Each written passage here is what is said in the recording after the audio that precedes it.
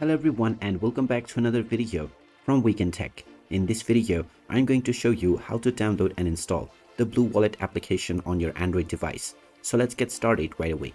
First of all, open up the Google Play Store on your device. And once you open it up, just tap on the search button and just type in Blue Wallet and begin your search.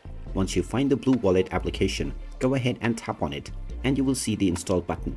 Tap on the install button and now this will begin the download and installation of the Blue Wallet application on your device. Just wait for a while until the installation is completed, and once it is done you will see the open button which you can tap on in order to open up the app. And once the application is opened up, you can proceed forward with creating your new wallet or sign into your existing one in order to start using the Blue Wallet application on your device right away. And there you have it. That is how easy it is to download and install the Blue Wallet application on your Android device.